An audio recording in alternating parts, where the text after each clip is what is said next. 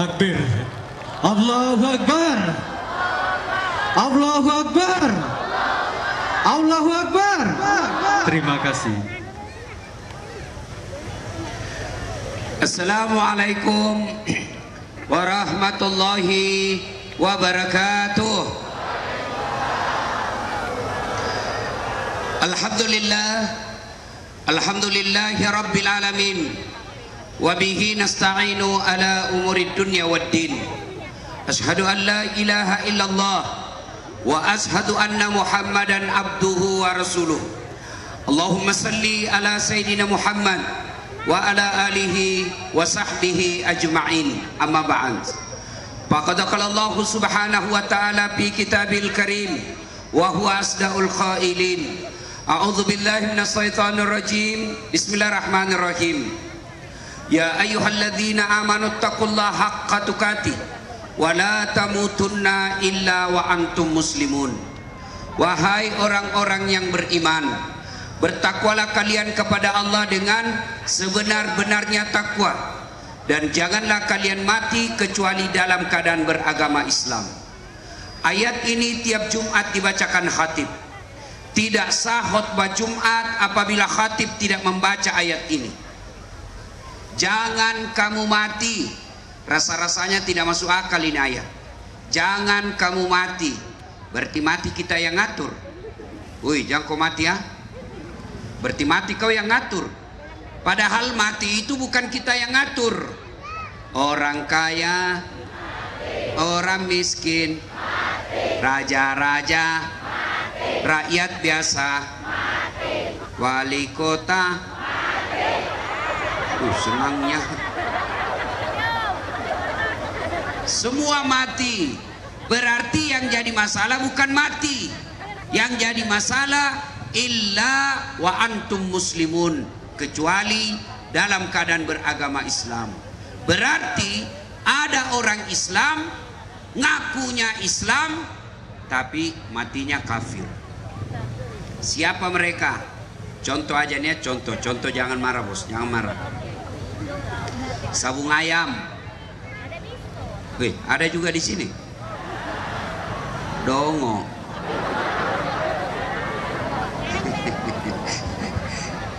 Didapat sama polisi, dikejar sama polisi. Ini tukang judi, kejar sama polisi. Jangan lari. Masih lari dia. Kejar, jangan lari. Masih lari. Terpaksa polisi tembak peringatan ke langit. Bah! Masih lari, tembak 2 kali. Masih lari, tembak 3 kali. Masih lari, terpaksa dilumpuhkan. Tembak kakinya. Bah! Bah! Kakinya ditembak, kepalanya dikena.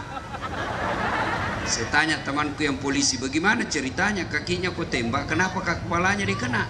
Dia bilang soalnya waktu ditembak dia jongkok. Pasti kena. Ini polisi film India, bukan polisi Indonesia. Kalau polisi Indonesia oke punya. Anak muda, hilang motormu. Siapa kau cari? Penghafal Quran. Tidak dapat. Ayo, ibu-ibu, rumahmu dirampok, suamimu dibunuh, anak gadismu diperkosa, hartamu dijarah. Begitu kau datang ke polisi, tolong Pak Polisi, cari pelakunya, tangkap yang membunuh suamiku. Apa kata polisi? Mohon maaf, baru saja polisi bubar. Apa? Kau kira enak kalau tidak ada polisi? Saya pergi ceramah, mobil macet, tidak bisa maju, tidak bisa mundur. Begitu saya baca surah Yasin 2 kali, belum gerak. Saya baca ayat kursi, tidak gerak-gerak. Begitu datang polisi lalu lintas, Ustaz, lewat. Makanya jangan musuhi polisi. Pun kalau ada polisi yang minta-minta uang di jalan, biar anak SMP diminta juga uangnya, itu polisi film India.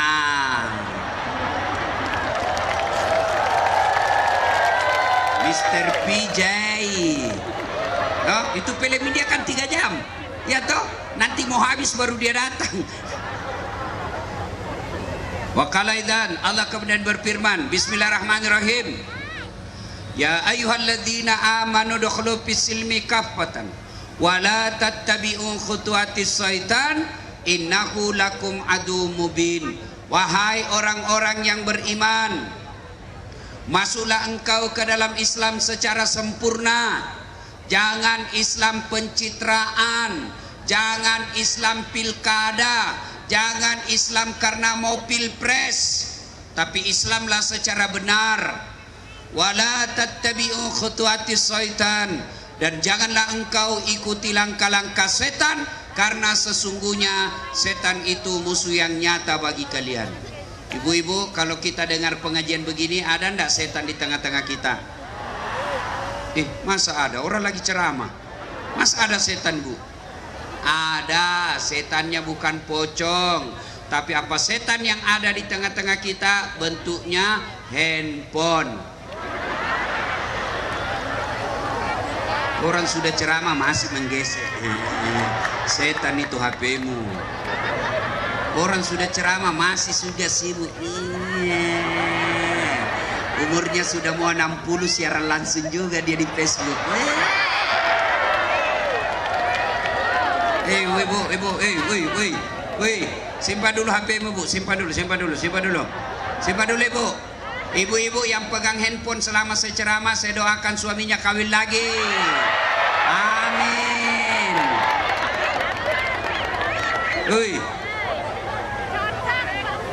Mana enak kita lagi ceramah kok lihat terus HP, pasti tidak konsentrasi. Iya toh? Ya. Di Makassar, Ibu, ada ibu-ibu ngefans betul sama saya, tapi usianya sudah 55. Saya lagi ceramah beginilah gayanya, tiba-tiba dia membelakangi saya. Barusannya ada orang saya ceramah di belakangi saya. Ternyata diambil HP-nya, membelakang selfie. Lalu dia tulis di WhatsApp, latar belakang Ustadz Dasat Latif. Saya dijadikan background. Saya kukira saya pot bunga. Selesai ceramah dia ngefans betul sama saya. Dia kejar saya, Ustadz, tunggu dulu Ustadz, boleh selfie? Sini selfie, tapi rame-rame supaya ada fitnah. Selfie Ustadz, oke. Sudah dia foto, ulangi Ustadz, jelek jadinya. Ulang lagi, jelek Ustadz, ulangi lagi. Dalam hatiku, biar kau ulang 10 kali, mukamu yang jelek.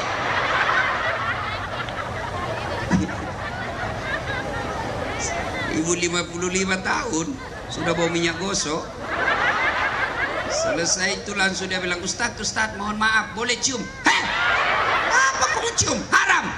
Kasih ngamu istriku di rumah. Nggak nafsu Ustadz, cari barakah. Haram. Coba kau masih muda.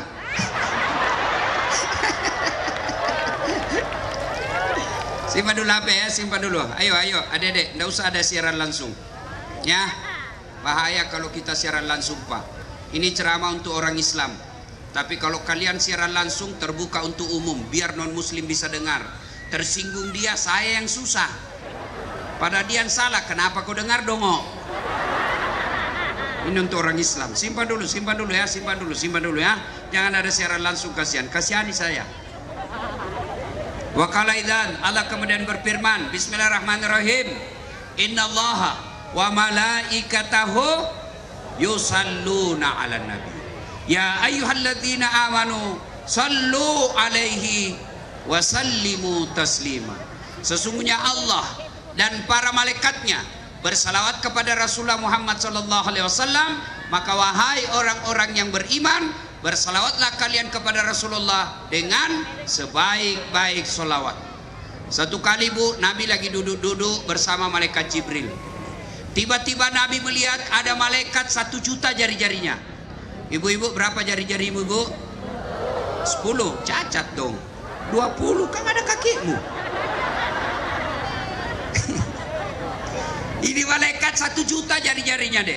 Nabi kagum dan bertanya kepada Jibril, wahai Jibril, malaikat apa itu? Banyak betul jari-jarinya. Jibril menjawab, itu malaikat yang Allah tugaskan mencatat air ketika hujan. Ada yang bisa catat air hujan? Kenapa? Tidak mampu kita catat, Ustaz. Kenapa? Banyak sekali tetesannya. Lalu Nabi bertanya kepada malaikat ini, wahai malaikat, apa kau mampu mencatat air ketika hujan? Ya, ku catat yang jatuh di gunung, ku catat yang jatuh di laut, ku catat yang jatuh di darat, semua aku catat. Ya Muhammad, satu yang tidak bisa aku catat. Kenapa? Jumlahnya lebih banyak daripada air ketika hujan. Apa itu? Ketika umatmu berkumpul di lapangan depan Masjid Lubuk Linggau, lalu mereka bersalawat bareng-bareng di tempat itu, dia bersalawat kepadamu, maka aku tidak bisa mencatat betapa banyak pahala yang turun di tempat itu. Makanya kalau kumpul begini salawat bareng-bareng banyak pahalanya. Ibu tidak bisa memperbanyak amal dengan tahajud, adik-adik tidak bisa memperbanyak amal dengan umroh, bapak-bapak tidak bisa memperbanyak amal dengan Senin Kamis. Maka ketika kumpul kalian berjamaah, bersalawatlah karena di situ banyak pahalanya. Maka saya mau dengar mana lebih kencang suaranya ibu-ibu dengan bapak-bapak. Bisa? Nah, kita tanding. Ibu-ibu dulu, bapak-bapak diam. Yuk, ibu-ibu jangan mau kalah sama bapak-bapaknya, ibu. Ya, yuk, salawat bareng-bareng. Ikut sama saya.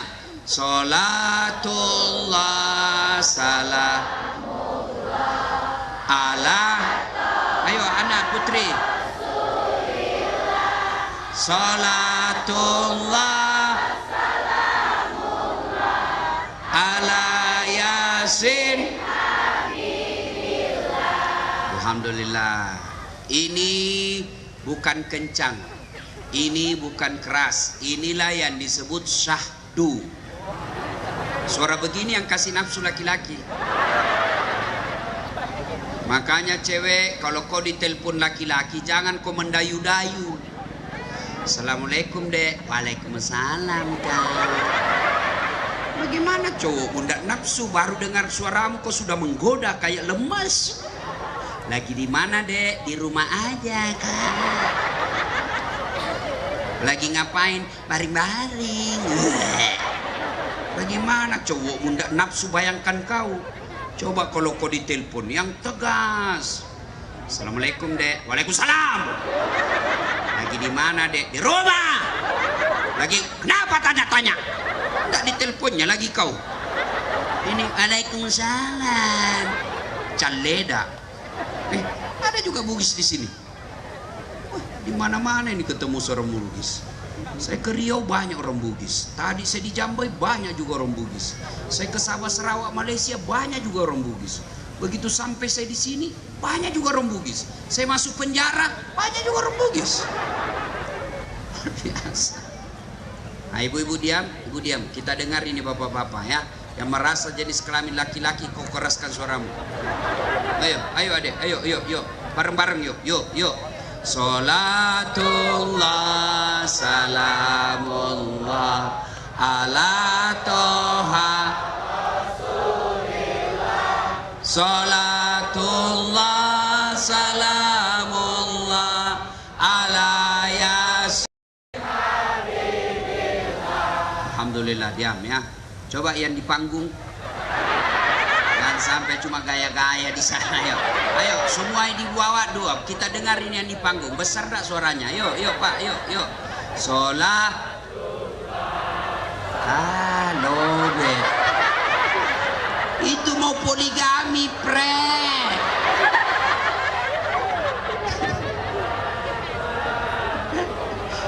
Kasihan. Ayo, ibu bapak, saudara-saudara sekalian, teristimewa yang kita muliakan, para alim ulama yang hadir di tempat ini, terkhusus yang kita cintai dan kita hormati, Bapak Wali Kota dan Wakil Wali Kota beserta istri, yang insya Allah dimuliakan dan dirahmati oleh Allah Subhanahu wa Ta'ala. Kurang lebih 1400 tahun yang lalu, lahirlah seorang manusia pilihan yang tidak pernah melihat wajah bapaknya. Usia 6 tahun sudah yatim piatu ditinggal ibunya. Usia 6 tahun sudah ditinggal ibunya menjadi yatim piatu. lahir dalam keadaan sudah yatim, besar yatim piatu, dipelihara kakeknya, wafat lagi kakeknya, diusir dari kampung halamannya, dihina, dimaki, diperangi. Tapi alhamdulillah, dalam keadaan tekanan yang seperti itu, berhasil menjadi pemimpin meskipun tidak pernah pasang baleho, tidak pernah bikin tim sukses, tapi berhasil menjadi pemimpin yang kepemimpinannya bukan hanya diakui oleh umatnya, tapi juga diakui oleh mereka yang tidak menjadi umatnya. Salah satu bukti pengakuan mereka yang tidak menjadi umatnya, ketika ditulis sebuah buku yang berjudul 100 Tokoh Dunia. Yang menulis buku ini bukan orang Islam, yang menulis buku ini bukan umatnya, tapi siapa yang ditempatkan menjadi ranking pertama di antara 100 tokoh pilihan itu, tak lain adalah manusia pilihan yang malam ini kita peringati maulid hari kelahirannya. Siapa gerangan manusia pilihan itu? Tak lain adalah baginda junjungan kita Nabi Allah Muhammad sallallahu alaihi wasallam. Ada yang tahu tanggal berapa lahirnya Nabi? Saya kasih hadiah kalau ada yang tahu. Ayo, ayo, angkat tangan, angkat tangan, angkat tangan, angkat tangan. Ayo, ayo, itu anak-anak. Ayo, sini, sini, sini kau. Saya kasih kau hadiah. Ayo, cepat, cepat sini, cepat sini. Jangan malu anak santri. Ayo, ayo. Sekalian buktikan bahwa anak santri memang hebat. Hari anak santri.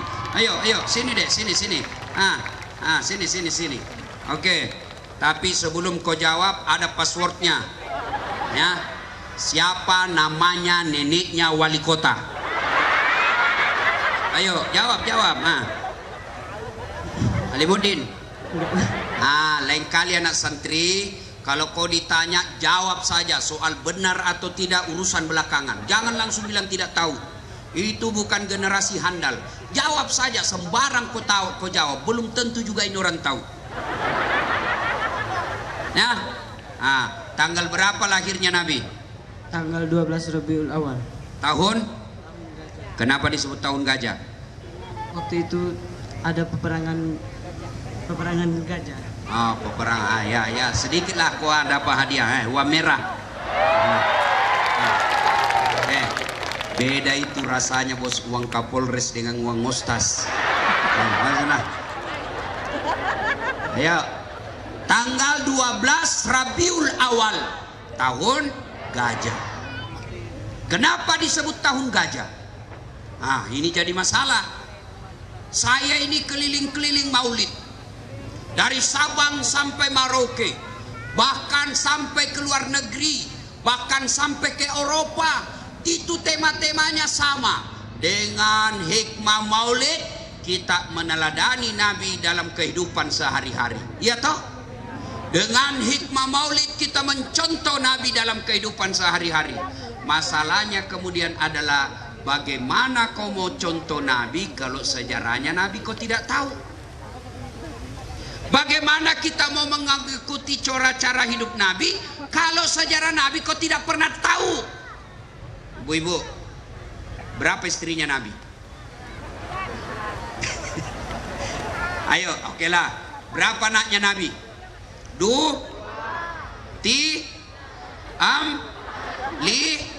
Bingung mako dongo. Bagaimana kau mau contoh Nabi? Ayo, sejarah Nabi saja tidak tahu. Bagaimana anak-anak kita mau tahu sejarah Nabi? Bapaknya dia tidak tahu sejarah Nabi.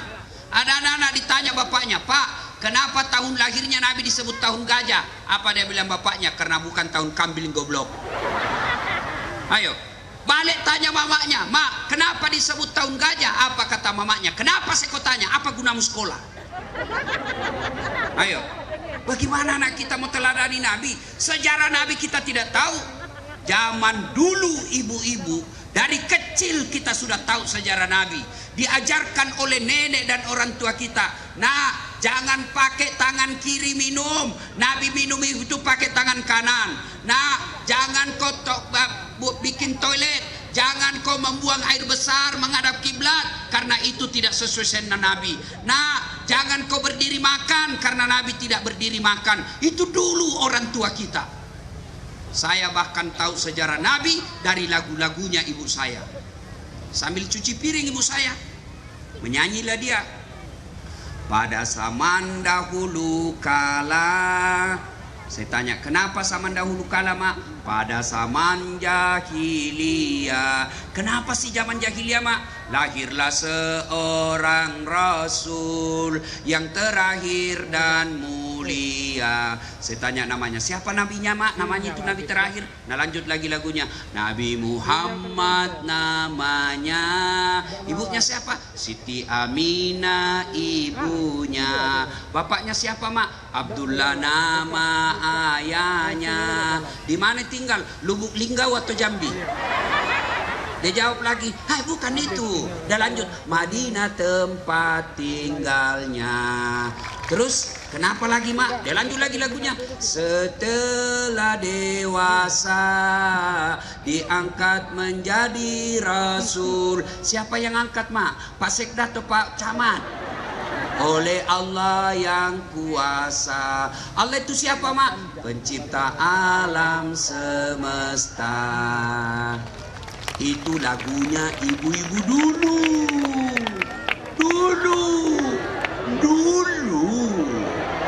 Sekarang lagunya ibu-ibu apa? Yo ayo. Dongo. Beleng-beleng. Tahu beleng-beleng? Dongo. Tahu dongo? Nah, kau dah itu. Apa lagunya seperti itu? Dulu ibu-ibu kan lagunya bagus-bagus. Masuk Isra Mi'raj lagunya 27 Rajab Nabi Muhammad diisrakan dari Masjidil Haram ke Masjidil Aqsa. Itu dulu. Kita juga anak muda dulu bagus lagu-lagunya. Lagu-lagu dakwah. Mengapa minuman itu haram? Karena merusak kepikiran. Mengapa berzina juga haram? Karena itu cara binatang.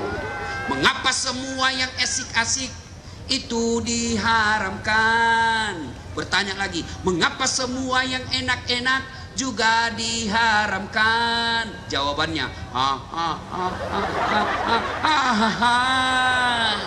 itulah perangkap setan.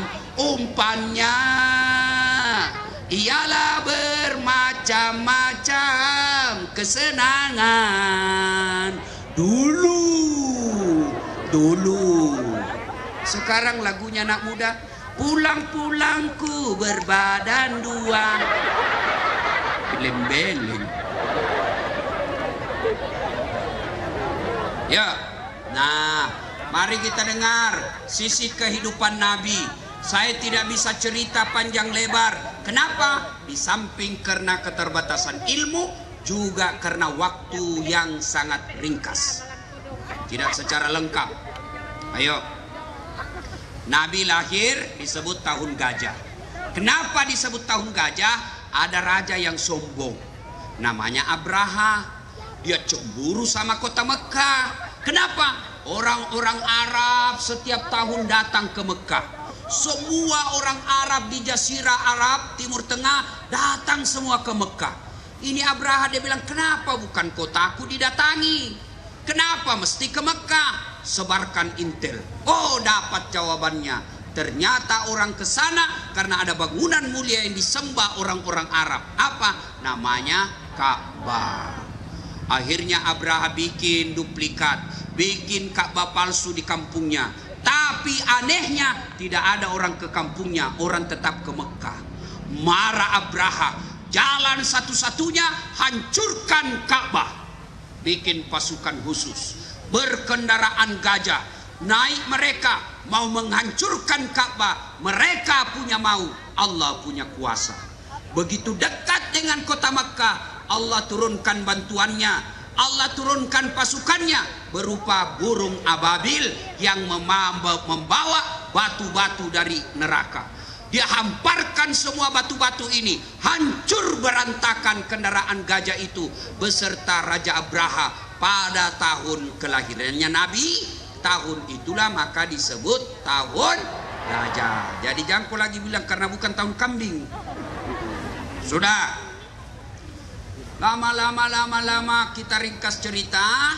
Usia 25 tahun Nabi menjadi pegawainya Siti Khadijah, janda Mekah yang paling kaya waktu itu. Khadijah memperkerjakan Muhammad belum jadi Nabi. Maka dia lihat pekerjaannya, bagus juga ini pegawaiku satu. Jujur, bagus kerjanya, disiplin, cakep pula. Selalu dipuji. Di depannya sekretarisnya namanya Nafisa. Nafisa berkata, ini bunda kayaknya jatuh cinta sama Muhammad. Akhirnya apa? Nafisa menjadi tim sukses. Bukan tim sukses pilkada ya.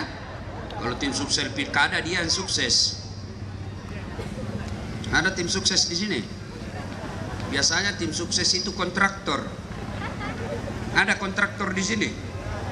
Pernah dengar ceritanya kontraktor di akhirat? Pernah? Belum tahu ibu. Jadi konon kabarnya itu penghuni surga sama penghuni neraka SMS-an. Dia bilang penghuni surga, bagaimana kabarmu di situ mas bro? Dia bilang, hancur kita ini di neraka. Nggak ada enaknya, di blender terus. Lalu dia bilang dari neraka, kamu bagaimana kabar beritamu di surga? Alhamdulillah nyaman betul di sini surga. 1 laki-laki 7 bidadari pendampingnya. Bayangkan pak, 7 bidadari. Dan itu bidadari tidak pernah kentut, perawan terus. Gak sama istri kita di rumah, 7 kali kentut satu hari. Jadi bapak-bapak yang tidak punya istri dan tidak berani poligami, siapkan 7 bidadari. Pernah saya selesai ceramah di Makassar begini, tiba-tiba ada ibu-ibu datang, Ustadz, betulkah itu 1 laki-laki 7 bidadari di surga? Iya, yang penting suamimu masuk surga. Jadi suamiku juga begitu nanti? Iya, 7 bidadari. Dia langsung, ya Ustadz, bolehkah saya berdoa? Ibu mau berdoa apa? Ya Allah, janganlah kau berikan bidadari suamiku. Cukuplah saya bidadarinya dunia sampai di akhirat. Saya bilang, hei sini kau ibu, kau sudah siksa suamimu di dunia, kamu lanjut lagi di akhirat. Lalu penghuni surga ini berkata, nyaman betul di sini. Penghuni neraka berkata lagi, bolehkah kami jalan-jalan ke situ melihat keadaanmu? Boleh aja, sini aja. Tapi bagaimana caranya? Kata penghuni neraka, gampang mas bro. Karena penghuni neraka kreatif, pandai mencari solusi. Gampang. Gimana caranya? Kami bikin jembatan dari neraka, kau juga bikin jembatan dari surga. Kita ketemu di tengah. Bagaimana? Setuju? Setuju. Lelang proyek. Keluar pemenang tender. Waktu pekerjaan 3 hari. Hari pertama jembatan dari neraka sudah selesai 70%. Hari kedua selesai 80%. Hari ketiga tuntas, efektif dan efisien. Selesai tepat waktu. Dilihat ini dari neraka. Kenapa jembatan belum surga belum goyang-goyang? Kenapa belum mulai proyeknya? Teriaklah ini dari neraka. Mas bro, penghuni surga, kenapa kau belum mulai proyekmu? Kami ini sudah sampai di tengah. Apa kata dari surga? Bagaimana mau dimulai bos? Kontraktor, pemborong, panitia, ada semua di situ.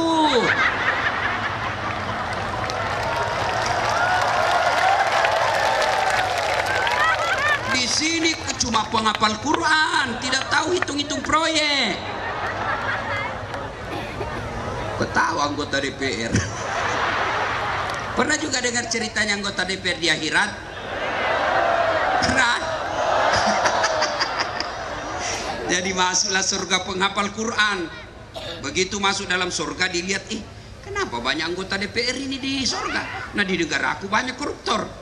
Dia pergi protes sama malaikat penjaga surga. Malaikat, kenapa itu banyak anggota DPR? Negara aku banyak korupsi.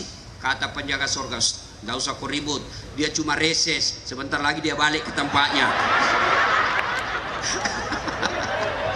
Tapi bukan anggota DPR-nya Lubuk Linggau.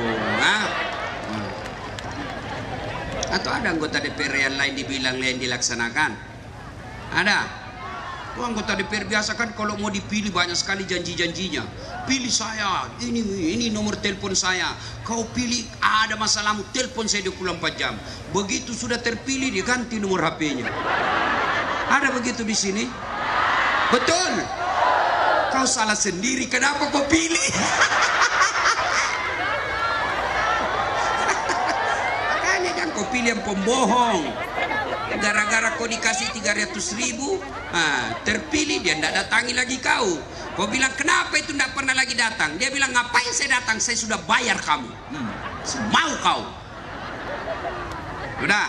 Nah, kemudian Masyita menyampaikan hasratnya kepada Nabi Muhammad. Waktu itu belum Nabi. Muhammad, bagaimana menurutmu kalau ada perempuan suka kamu? Alhamdulillah. Tapi ini perempuan sudah janda, tidak jadi masalah. Tapi ini perempuan sudah 2 kali janda, tidak jadi masalah. Tapi dia lebih tua dari kamu, tidak jadi masalah.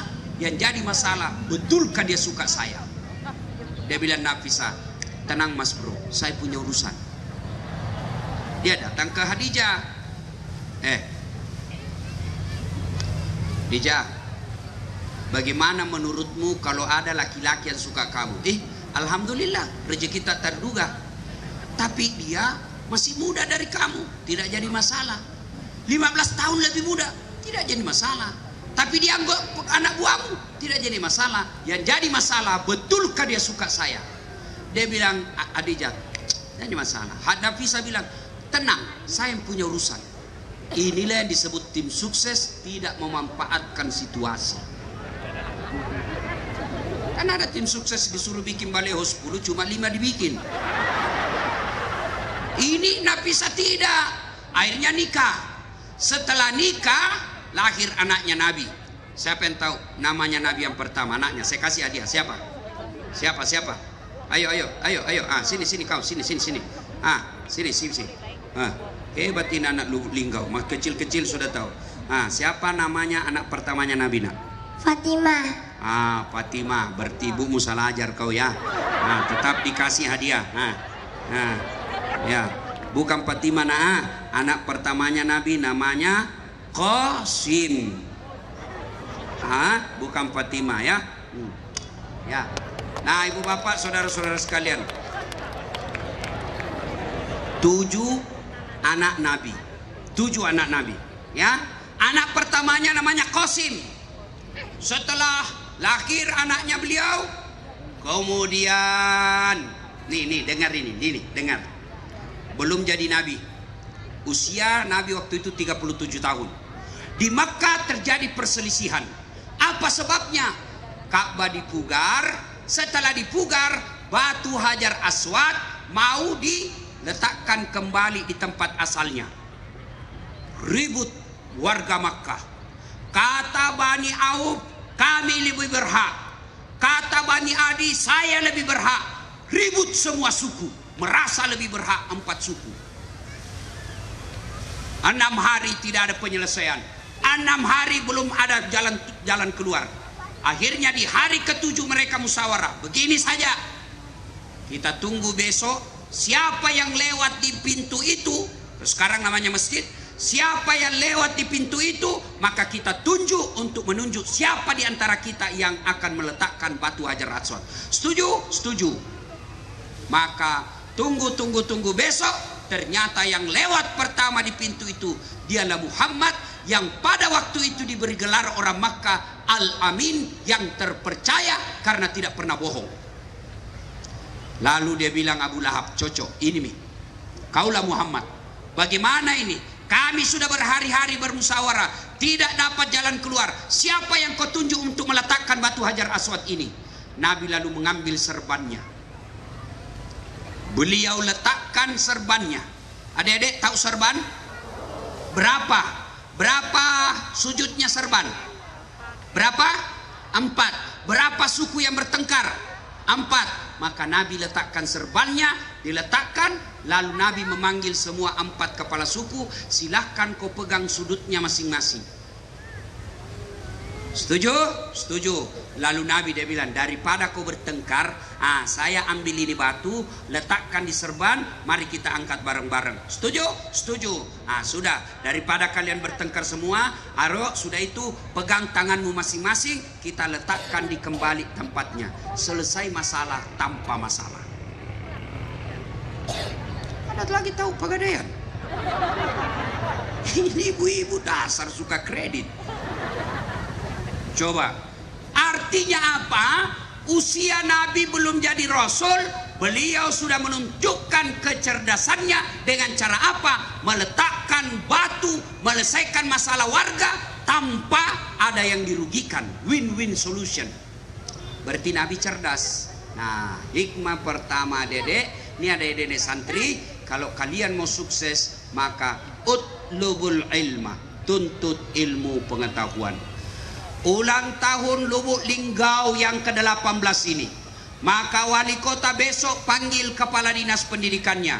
Wahai kepala dinas pendidikan, besok kau keliling sekolah-sekolah yang ada di wilayah kita, cari anak-anak SMA kelas 3 yang punya nilai baik, yang punya akhlak bagus, sekolahkan, ditanggung oleh pemerintah kota sampai di mana dia mau sekolah. Itu kalau mau maju, utamakan pendidikan. Adik-adik, Iqra ayat pertama turun. Bukan perintah puasa, bukan perintah haji, bukan perintah sholat, tapi ayat pertama, Iqra, baca. Berarti kalau kabupaten kota ini mau maju, maka utamakan pendidikannya buat anak-anak kita.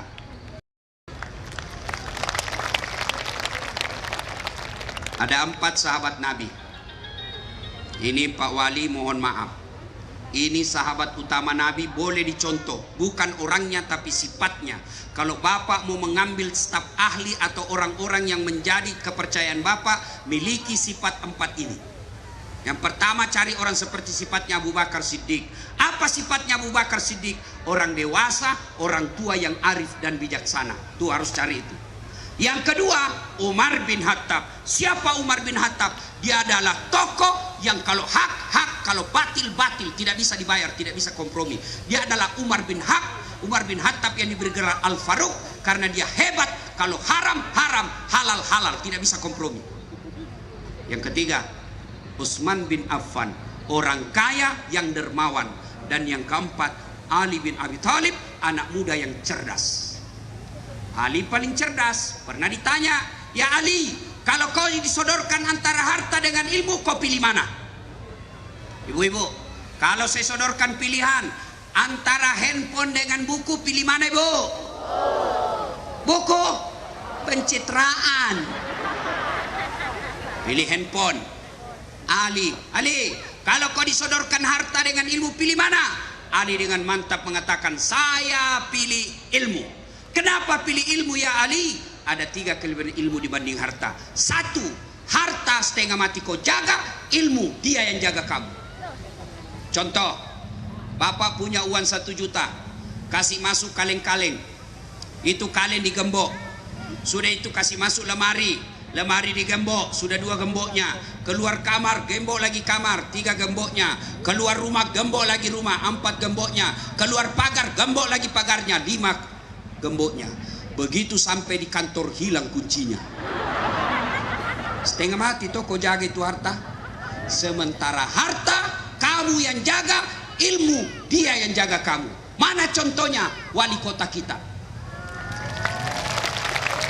Coba, kemana wali kota pergi? Dikawal dan dijaga. Dikawal oleh Satpol PP, polisi setengah.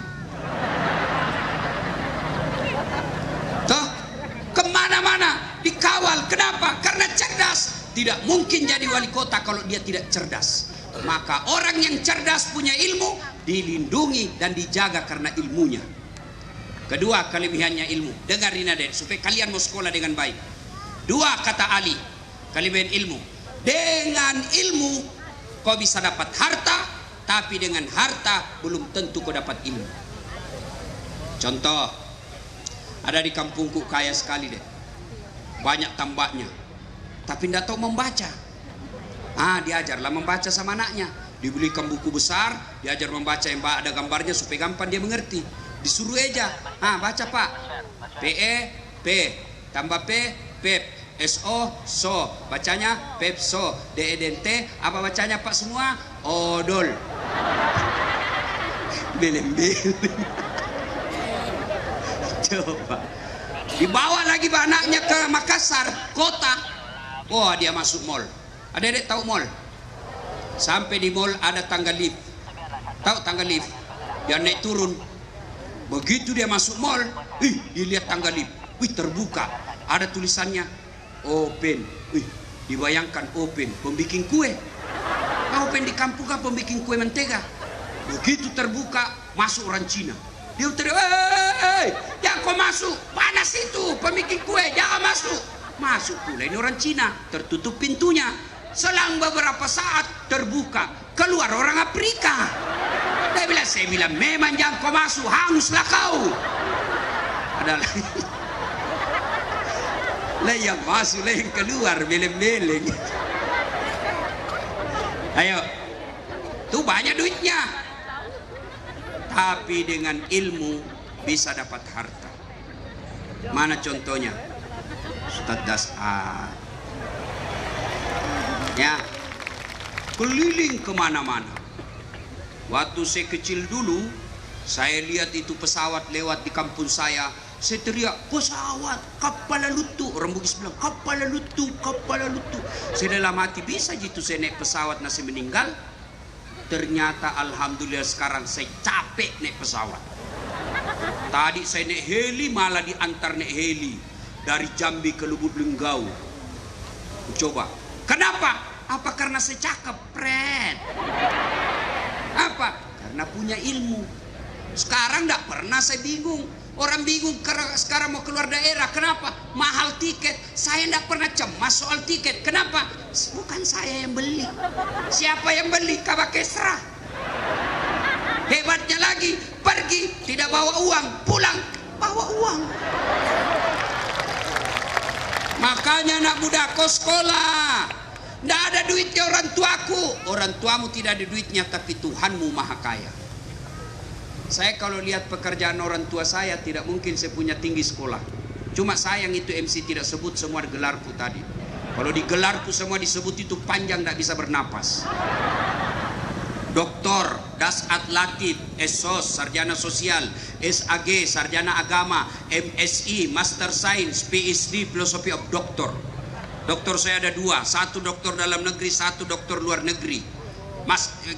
S1 saya juga ada dua. Gimana caranya? Nah, bapakku orang miskin. Bapakku bilang, sekolah kau nak. Saya miskin tapi Tuhanmu kaya, tidak boleh kau berhenti sekolah.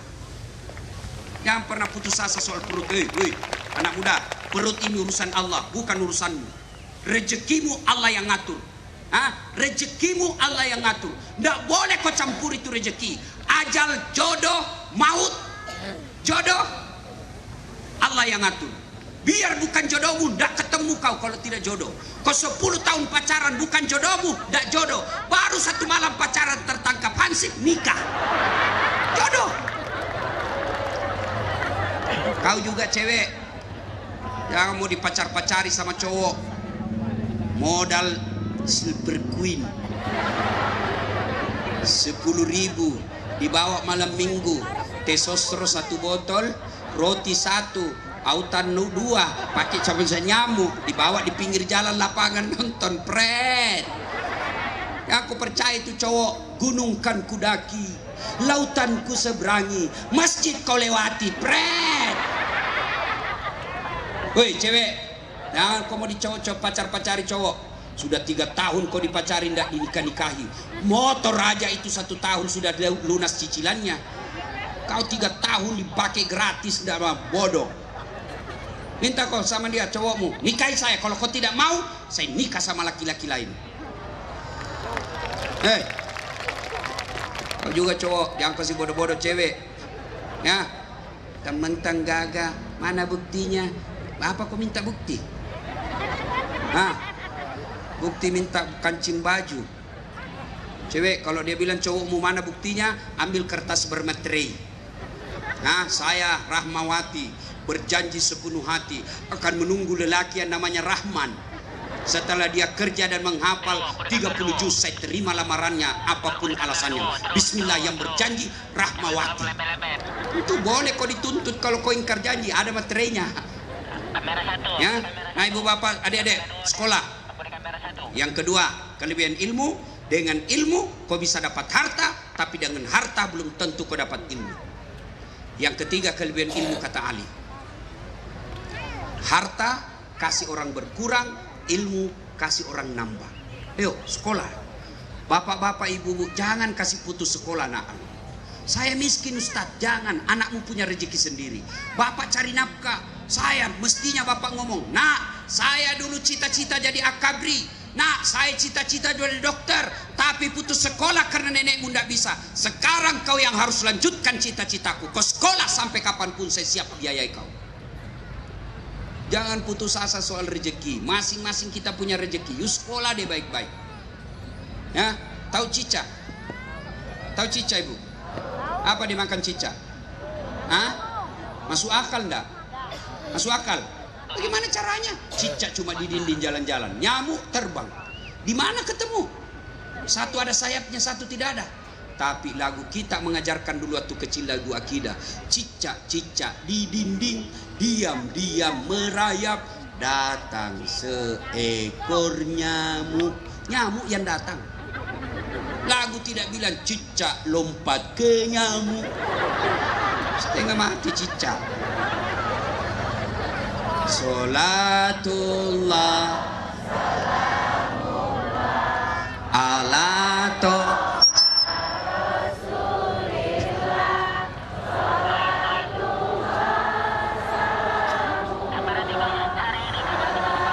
sin habibillah. Sudah, karena waktu yang sangat terbatas. Usia 40 tahun Nabi mulai cemas. Kenapa ini orang Mekah menyembah berhala? Kok nyembah patung? Empat Tuhannya, Lata, Manat, Uzza, Hubal. Maka Nabi pergi bersemedi, kalau bahasa Jawanya. Naik ke Gua Hira. 3 hari 3 malam tak pulang. Lalu di 17 Ramadan datang malaikat Jibril memeluk Nabi dan berkata, Muhammad, ikra, baca. Saya tidak tahu membaca, kata Nabi. Baca. Saya tidak tahu membaca. Ikra, baca. Jibril peluk Nabi sampai Nabi hampir tidak bisa napas lagi karena kencangnya pelukan Jibril. Lalu Nabi menjawabnya, Ikra bismi rabbikal ladzi khalaq. Turun Nabi. 3 hari 3 malam tidak ada kabar. Turun Nabi sampai di rumahnya. Lalu Nabi berkata, istriku sayang, saya kedinginan menggigil, tolong selimuti saya. Lalu istri beliau Siti Khadijah berkata, sami'na wa ata'na, saya dengar dan saya taati. Coba ibu-ibu, kalau 3 hari 3 malam tidak pulang suamimu, kau telepon tidak ada pernah aktif, kau SMS tidak dijawab, 3 hari 3 malam langsung pulang menggigil, Bu, selimuti saya. Apa jawabanmu, Bu? Mati kau.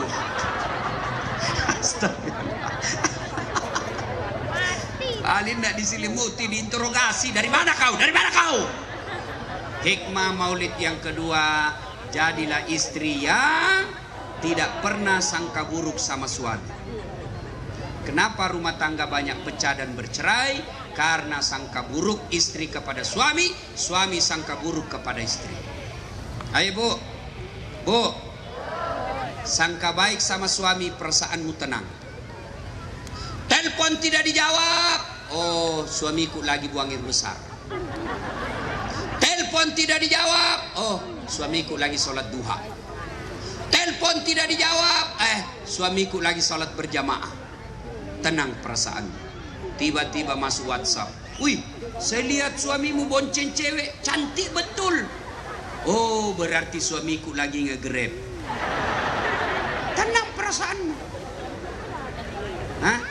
Pegawai, kalian mau tenang hidup, sangka baik. Tadinya kepala dinas, tiba-tiba tidak ada lagi jabatan, dijadikan staf ahli, ahli yang tidak ada stafnya. Sangka baik, jangan sangka buruk. Itulah yang terbaik. Tadinya camat, tiba-tiba tidak ada jabatan. Yakin itulah yang terbaik. Saya tamat SMA, daftar tentara. Tes fisik tidak lulus. Kenapa? Ceper. Maka saya protes kepada Allah. Ya Allah, kenapa kau lahirkan saya dalam keadaan pendek? Kau tidak jadi rugi kalau saya jadi Tuhan. Kalau kau tidak rugi kalau saya jadi tentara. Temanku lulus jadi polisi. Sekarang dia reserse di Sulawesi Barat. Satu bunga-bunga pangkatnya pakai baret merah, reserse. Saya lulus jadi ustadz pakai baret putih. Tapi alhamdulillah dengan baret putih yang saya pakai, mulai baret hitam sampai baret merah, kucaramai kau semua. Sangka baik, sangka baik. Ya, jangan ada sangka buruk. Kalian mau tenang, sangka baik. Ibu-ibu, bagaimana kau mau tenang kalau kau selalu sangka buruk sama suamimu? Suamimu kau jadikan tahanan kota. Pulang langsung periksa HP. Bagaimana suamimu tidak cepat mati? Kena serangan jantung. Langsung datang kau periksa HP, belum sempat dihapus semua SMS nakal. Mati didapai, mati ya. Terpaksa kau dibohongi. Siapa telepon ini? Terpaksa dibohongi. Kenapa kau selalu curiga? Istri saya ada kawan saya waktu SD. Sampai sekarang masih selalu nelpon saya. Saya mau blokir di kampung saya mau blokir, nanti dibilangi sombong. Mau diterima teleponnya, perasaannya istri tersinggung. Terpaksa aku tulis namanya di situ di HP ku, penjual batu bata. Bunyi telepon, kata mamanya, hei Ustaz, penjual batu bata. Jangan ku angkat, tagihan itu. Selamatlah saya. Suatu ketika saya bikin teh, bulan saya ceramah saya bikin teh. Saya ambil itu toples ada tulisannya gula. Begitu saya tes, kenapa asin sekali? Ternyata isinya garam. Dia tulis gula. Saya kasih tahu istriku, kenapa kau tulis gula? Nah ini garam. Dia bilang HP-mu juga, lain kau tulis lain isinya.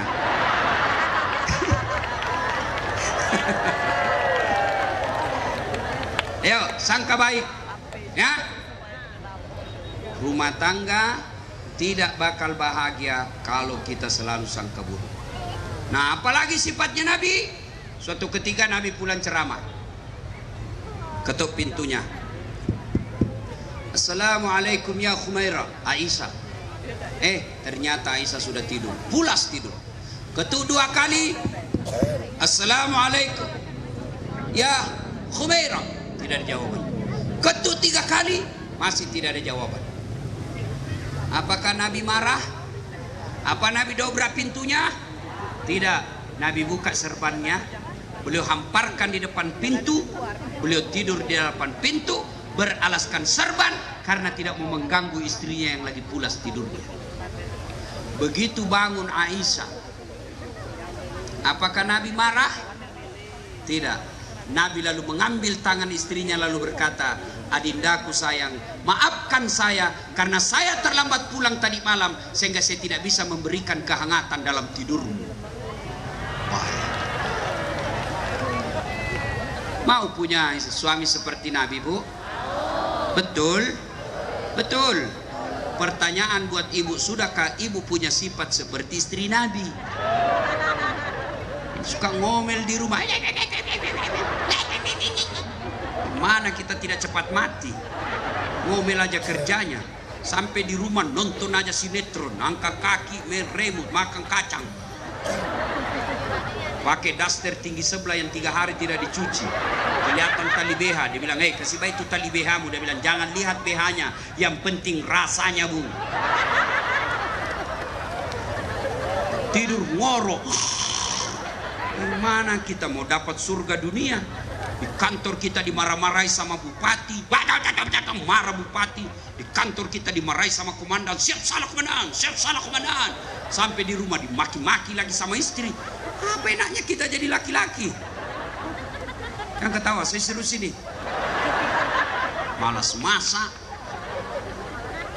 Nanti cantik kalau pi pengantin. Oh ibu, mau ndak dirindukan surga? Kata Nabi, barang siapa seorang istri dandan sebelum tidur karena niat menyenangkan hati suaminya, maka sepanjang tidurnya malaikat berdoa, ya Allah rahmati dan sayangi wanita ini karena dia dandan untuk menyenangkan hati suaminya. Amalkan sebentar. Kalau kau pulang nanti mau tidur, pakai yang seksi. Kalau perlu pakai baju renang.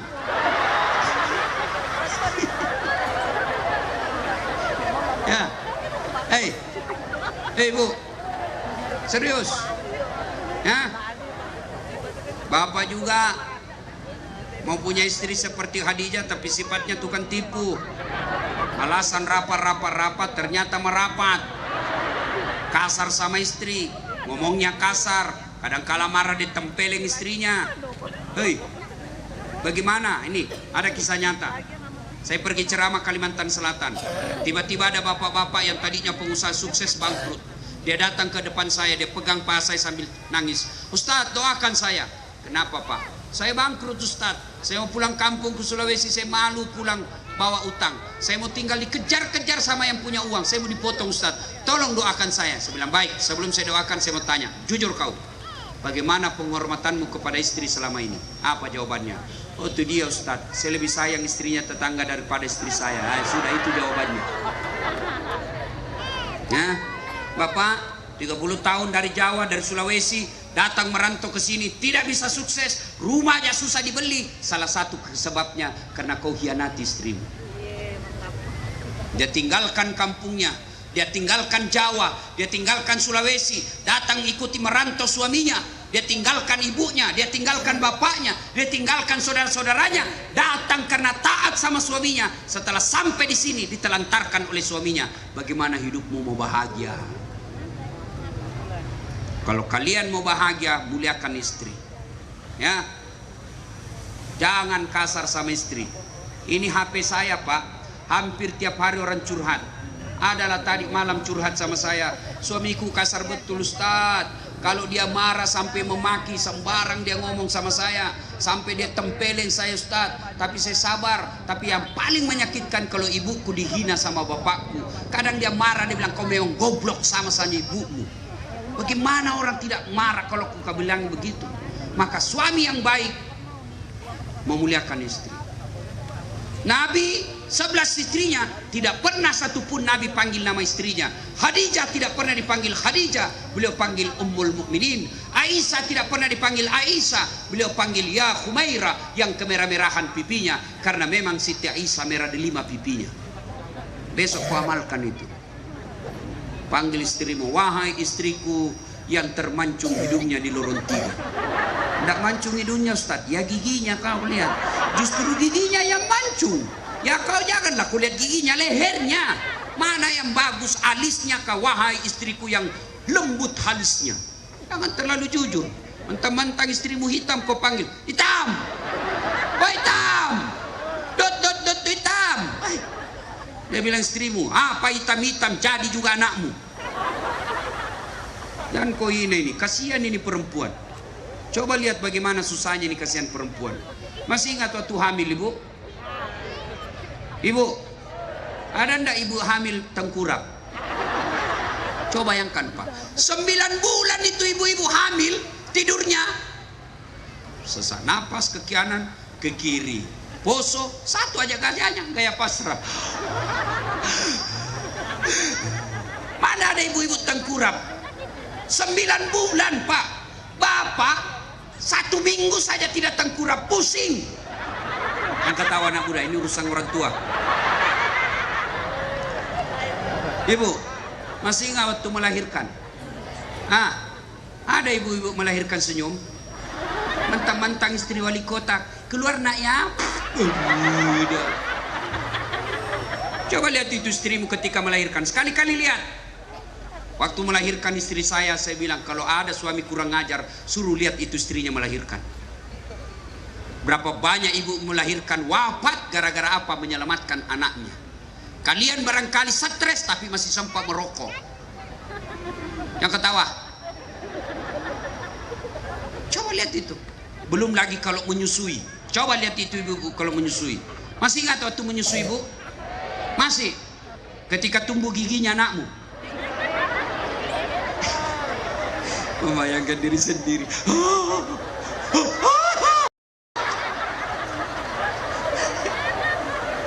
Coba itu istri. Hah? Begitu digigit sama anaknya apa dia? Hei, kok gigit saya? Tidak dibujuk. Anak, lepaskan. Siang anaknya, malam bapaknya. Ya ketawa anak muda. Ya ibu. Ya. Makanya muliakan istri. Nah, karena waktu yang terbatas. Kalau cinta sama Nabi, amalkan sunnah-sunnahnya. Sunnah apa? Pertama, tidak perlu biaya, tidak kerja keras. Apa itu Ustaz? Sholat berjamaah. Maka tadi saya dengar sepanjang jalan dari bandara ada programnya wali kota yang sangat saya kagumi. Apa namanya? Apa itu? Jamase. Apa itu? Apa? Marasi. Kayak itu. Kan saya bukan orang sini, bos. Apa itu? Makmurkan masjid, rakyat sejahtera. Coba itu.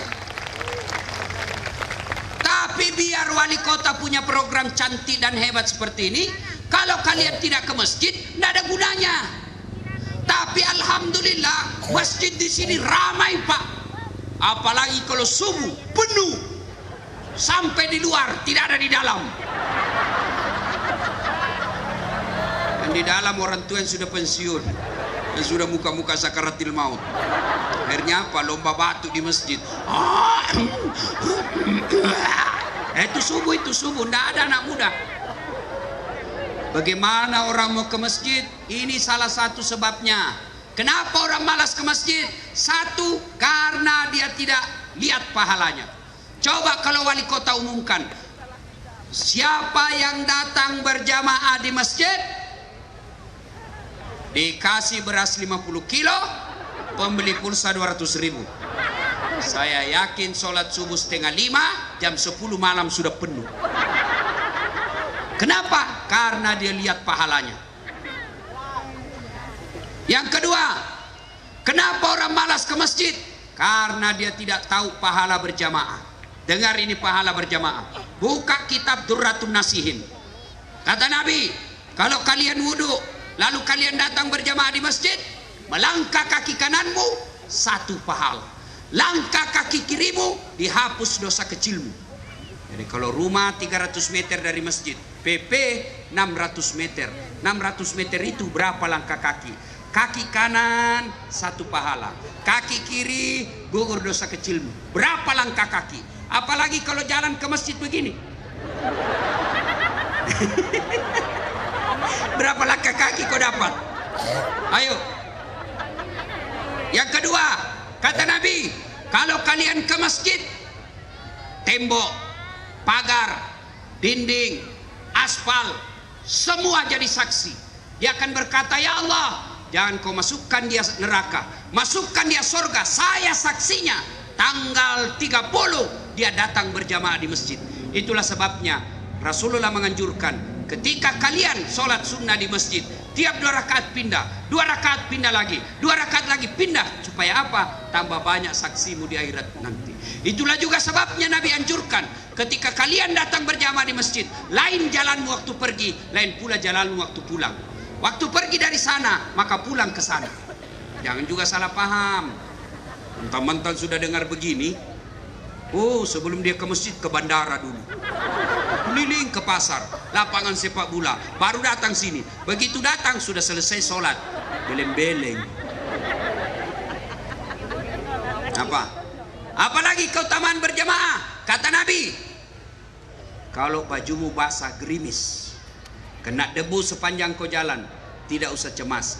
Bajumu yang basah karena gerimis, bajumu yang kena debu, gerimis baju itulah yang basah, dan baju yang kena debu itulah yang akan melindungi kalian agar tidak disentuh api neraka. Jadi kalau gerimis datang ke masjid, tidak usah cemas, basahnya bajumu akan menjadi pelindungmu nanti. Apalagi keutamaan berjamaah. Di masjid ada silaturahmi. Keutamaan apa lagi? Di masjid lebih khusyuk. Coba bayangkan Bapak kalau sholat di masjid, begitu keluar masjid, rasanya itu sholat kita langsung diterima. Tapi kalau di rumah kan banyak gangguan. Istri masak, masuk baunya ke hidung. Dibayangkan ikan goreng. Anak kasih bunyi dangdutnya, kita juga ikut menyanyi dalam hati. Maka datang ke masjid. Apalagi penyebab orang malas ke masjid? Yang ketiga, manajemen masjid tidak bagus. Ada masjid saya bangun Pak, kecil tapi nyaman. Karpetnya hampir tiap tahun saya ganti. Yang asan saya bikin lomba asan, pemenangnya saya gaji tiap bulan layaknya pegawai negeri hanya untuk 5 kali asan satu hari. Imamnya penghafal Quran, saya bikinkan kamar, saya kasih motor dinas, gajinya lebih dari pegawai negeri biasa. Penceramanya belum ceramah, saya sudah kasih honornya. Kalau di khotbah minggu depan, minggu ini sudah sampai honornya dengan judul ceramahnya. Sound systemnya baik, ber-AC, tempat wuduknya bersih, hingga orang nyaman datang ke masjid. Ini bagaimana orang ke masjid?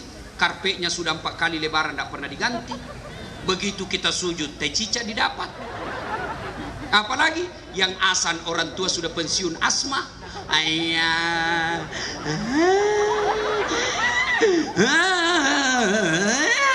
Dia bilang anakmu, itu lagi orang tua yang asan, itu lagi bikin jengkel.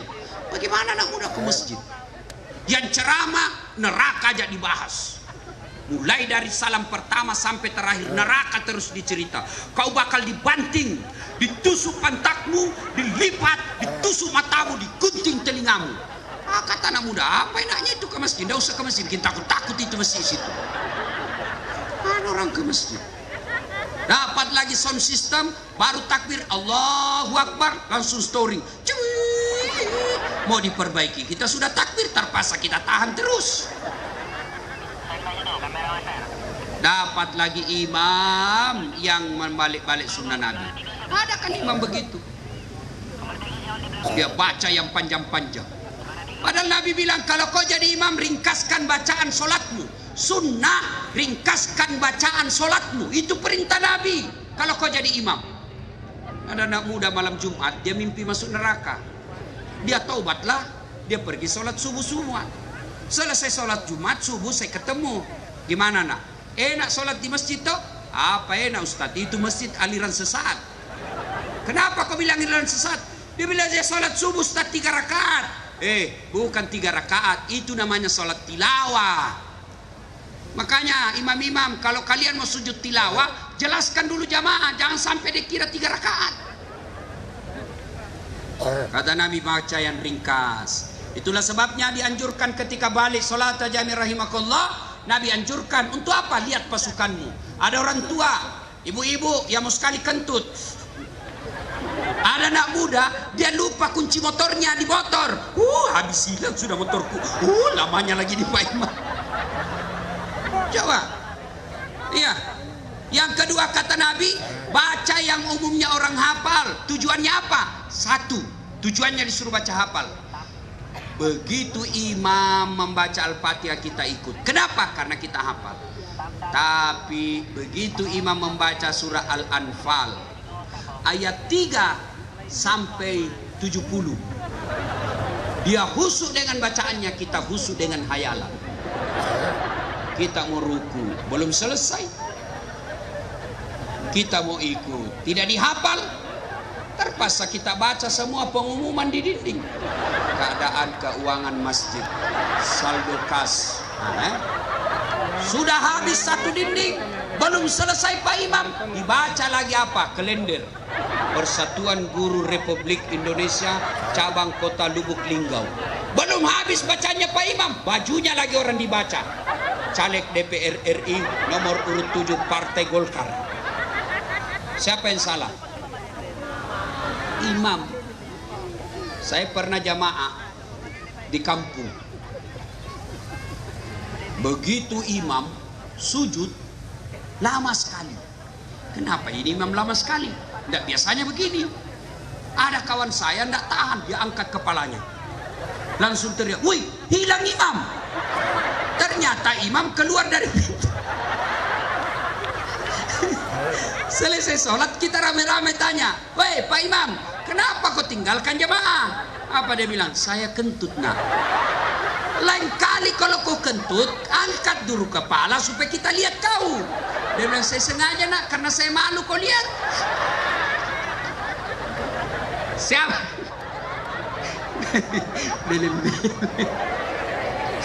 Siapa yang salah? Siapa salah? Imam. Makmum juga harus tahu aturan. Imam ada aturannya, makmum juga ada aturannya. Tolong kalau datang ke masjid, itu Nabi sunnahkan pakai pakaian yang bagus. 2, sikat gigi terutama kalau subuh. Bayangkan kalau kau baru bangun, kau salam, orang balik ke kanan, kau balik ke kiri, selalu kau menguap sampai mati dan tidak lupa itu gigimu. Yang kedua kata Nabi, kalau kau jadi makmum, itu sunnah pakai parfum, itu sunnah. Dan kalau datang ke masjid, jangan kau paksakan paham dan keyakinanmu. Ada orang pas sholat jamaah mulai takbir dia ganggu kita, kayak dia mau gigit kita punya telinga. Allah, Allahu Akbar. Apa itu? Baca Al-Fatihah kayak ada di telinga kita. Malik ya, santai kok cowok. Yang paling menjengkelkan lagi itu kalau dia tidak kasih tahu kita itu jari-jari kaki, ada kan yang begitu, dikasih pindah jari-jari, dia kasih pindah lagi, kasih pindah, dia kasih pindah lagi. Saya jengkel. Selesai sholat, kenapa diinjak kaki? Kau ya salah, kenapa kau sentuh-sentuh kaki?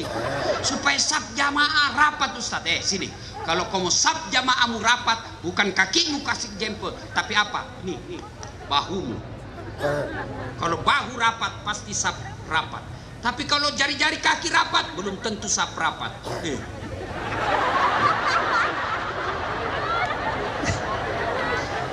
Ada juga itu anak muda, rasanya dia sendiri mau masuk surga. Bicaranya serba Arab. Afwan, jazakallah khair. Kaifa haluk ya akhi? Ya ukhti.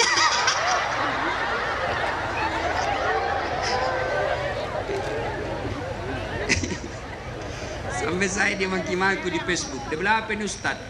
Maki-maki, kau tidak pelihara sunnah." Kenapa kau putus saya tidak pelihara sunnah? Buktinya kau tidak pakai jenggot. Mau dia apa kau tidak mau tumbuh? Ayo, nah ibu bapak saudara-saudara sekalian, pelihara sunnah Rasul dengan cara apa? Hidupkan sholat berjamaah.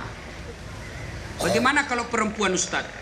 Wanita tidak dianjurkan ke masjid, tapi kalau mau ke masjid jangan dilarang. Kenapa?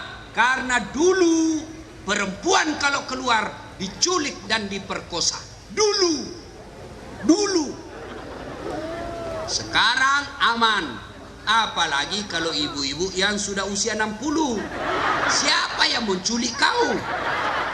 Tapi kalau ada akhwat ya, dedek putri yang SMP, SMA, kuliah, kau tidak usah ke masjid, lebih utama di rumah. Kenapa? Kalau kau ke masjid menimbulkan fitnah dan godaan bagi laki-laki.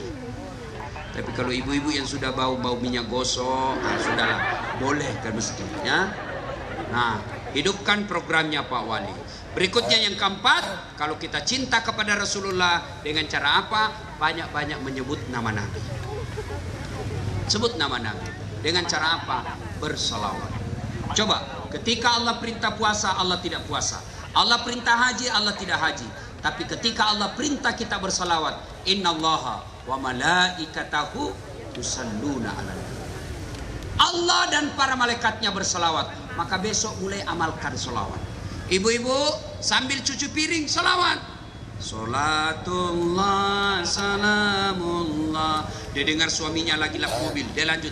Ala toha rasulillah. Dia dengar anaknya lagi main game. Salatullah, salamullah ala yasin habibillah. Lewat mertuanya, teriak mertuanya. Semua. Langsung salawat satu rumah. Ya. Ibu-ibu lagi gundah gulana, cicilan belum lunas, habis uang, selawat untuk kasih tenang hati. Datang suamimu marah-marah, selawat supaya dia tenang juga. Ya Nabi salam alaika, ya Rasul salam. Nggak jadi marah, dia ikut salam alaika. Coba ibu-ibu. Suamimu mau tidur, usap-usap kepalanya. Ya Habib salam alaika. Tenang perasaannya. Ya, ini tidak mentang-mentang suaminya sudah pensiun sakit-sakit, tidur suaminya dia usap kepalanya. Lagunya apa? Bila Israel datang menjemput. Nah, ibu bapak, saudara-saudara sekalian, karena waktu yang sangat ringkas, insya Allah lain waktu dan kesempatan kita akan lanjutkan. Lanjut. Belum puas? Memang saya bukan laki-laki pemuas. Mati saya kasih puas ke semua. Terus, betul, menghina. Kok kira saya tukang parkir? Terus. Ya. Insya Allah lain waktu dan kesempatan. Terima kasih Pak Wali Kota yang mengundang saya untuk datang ke tempat ini. Mudah-mudahan ulang tahun yang ke-18 ini masyarakat Lubuk Linggau semakin dekat dengan Allah dan pemimpin-pemimpinnya sangat mencintai rakyatnya dan hanya takut kepada Allah Subhanahu wa taala. Kalau masih mau dengar ceramah saya gampang. Woi, belum. Woi. Nah, kalau masih mau dengar ceramah saya gampang, silakan simak tablik akbar Damai Indonesiaku TV One setiap hari Ahad pukul 14.30 atau setengah 3 sampai selesai. TV One tablik akbar Damai Indonesiaku. Tapi agak lama nunggu, 1 minggu baru muncul. Maka ada ceramah yang setiap saat boleh dinonton, 24 jam boleh. Gimana caranya? Ambil HP, buka aplikasi YouTube, tulis nama saya, Dasat Latif. Dasat Latif, keluarlah ceramah saya ribuan itu. Sudah itu, jangan lupa kasih tanda begini. Ini. Begini. Sudah itu, like, jangan lupa kasih subbreaker. Apa? Subbreaker ya.